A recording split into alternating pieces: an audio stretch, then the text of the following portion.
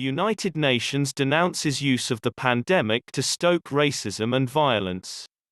More than 1 year after the pandemic outbreak, the United Nations Secretary-General Antonio Guterres said hate-driven groups and some people in power have exploited the global health crisis to violate human rights and attack minorities and religious groups. Guterres urged the Human Rights Council in Geneva to take action against racism, discrimination and xenophobia and, the most pervasive human rights violation of all, gender inequality. The United Nations Secretary-General said, "Human rights are our bloodline.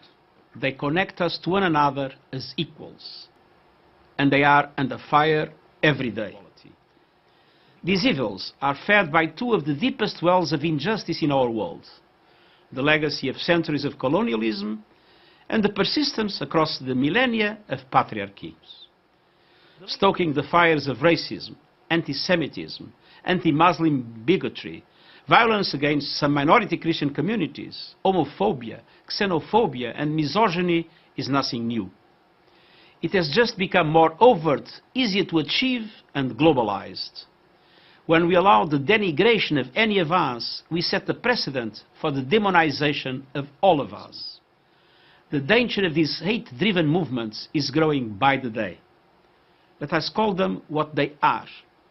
White supremacy and neo-Nazi movements are more than domestic terror threats. They are becoming a transnational threat." Using the pandemic as a pretext, authorities in some countries have deployed heavy-handed security responses and emergency measures to crush dissent, criminalize basic freedoms, silence independent reporting and curtail the activities of non-governmental organizations. Turning to the issues of the availability of COVID-19 vaccines, Guterres said the pandemic has deepened existing inequalities between rich and poor.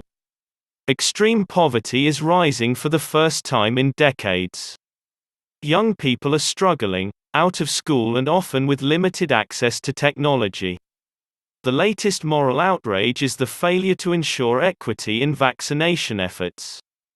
He said 75% of existing COVID-19 vaccines have been administered in just 10 countries while more than 130 countries have not received a single dose despite the fact that vaccine equity is ultimately about human rights.